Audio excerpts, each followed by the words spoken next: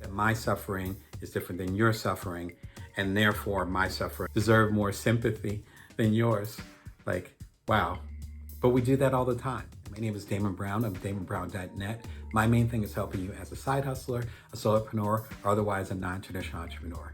Today we're talking about the biggest misstep and misunderstanding we have in regards to emotional intelligence. It's coming from the master, Brene Brown, who specialized in emotional intelligence. And it's actually from her book, Rising Strong. Emotional intelligence, kind of like IQ, EQ is the ability to be empathetic and sympathetic to the environment around you and to emotionally react and respond based on the context. And so it's like yelling at a baby doesn't make much sense because the baby's not going to understand why you're yelling. Just like you talking to an adult, you have to have that certain conversation based on their emotional state, right? Having the insight to know how to react and how to express yourself in certain situations based on the context. One of my favorite quotes from her book, Rising Strong. If there's one thing I've learned over the past decade, it's that fear and scarcity immediately trigger comparison. And even pain and hurt are not immune to being assessed and ranked. The refugee in Syria doesn't benefit more if you conserve your kindness only for her and withhold it from your neighbor who's going through a divorce. Now, if you caught it in there, she calls this comparative suffering. What a powerful concept. That means that my suffering is different than your suffering, and therefore my suffering deserve more sympathy than yours. Like, wow. But we do that all the time. And there's two things that really happen when we do that, and two reasons why, along with those, why it really sucks. Number one, if you want to be really direct about it, number one, it's not going to make you feel better. It's just not. You're having a hard time, but seeing that I'm having a hard time doesn't cure your issues, right? So if I'm having a rough time, and let's say that I just lost my job, let's say you're having a rough time and you just lost a loved one. Doing the comparison thing and not having sympathy and empathy for myself or for you doesn't help because they're all a loss. They all kind of suck. And so it really has to do not with what you're going through, but how you're actually responding to it. And that in itself might elicit a different level of sympathy and empathy. I often think about the classic example where you'll have two twins. Of course, there's two of them. You'll have twins. How many twins are there? There aren't four. So you have twins that experience the same trauma or the same challenges, raised in the same household. And one will be a so-called fruitful member of society, and the other one will just be a wreck and have a very difficult time. And they might have the same DNA, especially if they're identical twins, the same DNA, same energy, look the same, maybe even psychologically seem to be the same, but something will happen and suddenly they'll go in two different directions. It's very, very similar where we might experience the same trauma, the same challenge, but our outcomes will be completely different. And that's, I think, frankly, based on what lessons we learned from that experience. What survival tactics do we pick up? What weapons, what defenses, whatever terms you want to use. And I'm using war terms on purpose because when we feel like we're being attacked or having a tough time, then we're going to grab our defenses, we're going to grab our own offenses and try to protect ourselves, try to protect our soul, if you want to get deep about it. The way that we handle that is going to be completely different. So you and I could go through the same trauma and then need a whole new level of sympathy and empathy just because our reactions and what happens when we go through that, how we survive that, if we survive that, is completely different. And so you can't quite scale it out and say your trauma is worse than my trauma because we could be going through the same trauma and it could be completely different. And that's okay. That's kind of part of the process. Number two, it won't help other people feel better. It does nothing for, again, the refugee in Syria if you're having all this long distance sympathy for her, but then you have zero sympathy for your neighbor next door. It's not going to make them feel better. In fact, in some cases, it could make them feel worse. I remember I was having a tough time a little while ago, and a longtime friend came by. They were having a tough time. And I gave them sympathy for what they were going through, which was kind of similar to what I was going through.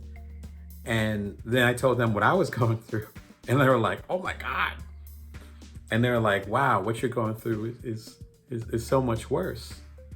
And I was like, maybe, but we're colleagues in this. Like, you're going through your own pain, and you saying that what I'm going through is worse, and that I might need more sympathy and more empathy. Thank you, but that doesn't make me feel better. Right? If I was in a different space, it would make me feel worse. But it's like, no, we're both having a hard time. So let's give a hug and both be in this hard time. So I've been on both sides. I've been on the side, like most of us have. I've been on the side where I've had a hard time, and I've seen someone else that seems to be having a harder time. And them having a harder time doesn't make me feel necessarily better. And then the other side is true too, where I've been on the side where I've had a really rough time. Someone else has heard about it and they had a less of a rough time and tried to make me feel better, saying that I was having a worse time. And I'm like, no, it's all hard and it's all life, because it was some life stuff. So that doesn't make other people feel better. So withholding that from yourself doesn't make any sense. There's two big things from that. If you're trying to make other people feel better and doing a comparative suffering and saying your suffering is worse than mine or whatever, two big problems. Number one, you're gonna have less empathy for yourself. So if I'm having a tough time, like feeling emotion about it, whatever, having a hard time getting through it, and I see someone else and I feel like they're having a harder time, then I'm gonna have less empathy for myself. I'm gonna be like, oh, I can get through this. And so, maybe I won't allow myself to cry. Maybe I won't allow myself to mourn. Whatever the case may be, whatever I need to do, I might limit what I actually end up doing and allowing myself to do, because I'm not suffering, in my opinion, as much as they are, so I don't deserve that. So less empathy for ourselves.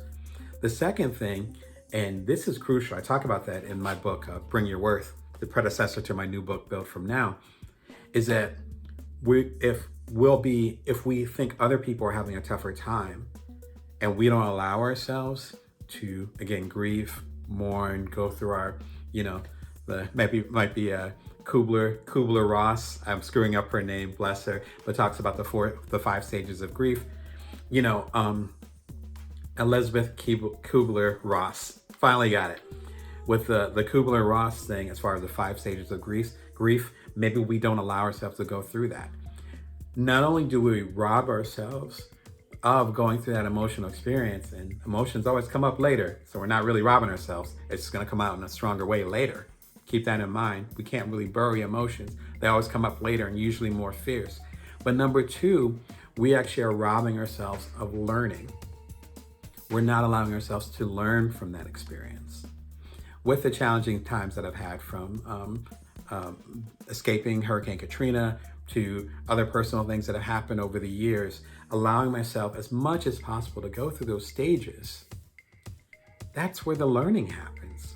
Again, when I was talking about the tough time I had a few years ago and confiding in my friend who was also having a tough time that was similar, allowing myself that time to cry, to mourn, to grieve, to be angry, that's where all those lessons are. That's the stuff I'm sharing with you. If I didn't allow myself, if I didn't feel as though that I deserved to feel the way that I felt, because other people were having it, in my eyes, seemed to be having a tougher time, then those lessons, those gems that turned into Bring Your Worth, that turned into my new book, Built From Now, they wouldn't be in there. I wouldn't have anything to share with you. All I'd say is like, yeah, I had a tough time, but I got through it. But how much did I actually experience it? And I think that's what Brene is getting at. When we get into comparative suffering, we're robbing the other people of actually having their full experience, because we're ranking and judging their experience based on our perception. And also, as it is with a lot of things, as we judge other people, we're judging ourselves. And we're robbing ourselves of that sympathy, robbing ourselves of that empathy, and robbing ourselves of that knowledge and that experience when we go through what we go through, right? That's some deep talk for today, but once you understand comparative suffering, then maybe you can go through your experiences with wider eyes. And if you're more sympathetic and empathetic to yourself, you can't help but be more sympathetic and empathetic to others. So if you're not going to do it for yourself, do it for other people that you want to support. If you want to learn more about emotional intelligence, how to maximize your resources, and so on, come over to buildfromnowquiz.com, buildfromnowquiz.com. I promise you I can say it. Tongue-tied today. It's based on my new book, Build From Now, How to Know Your Power, See Your Abundance, and Nourish the World. I talk about the 4 resources that we all have: focus, agility, time, and energy. This will actually tell you within a 2-minute quiz, 3 to 4 multiple choice questions. Almost 1,000 of y'all have taken it, so I love that support. Come through, learn about your biggest resource, and that way you can make the biggest impact on the world. And again, serve that sympathy and empathy to yourself, and therefore give it to others, because we don't all have the same resources. And so many people that I coach are bumping their heads against the wall because, they're trying to put, a square where a circle should be. I want to help you to figure out whatever shape that is. Sorry for the tortured analogy.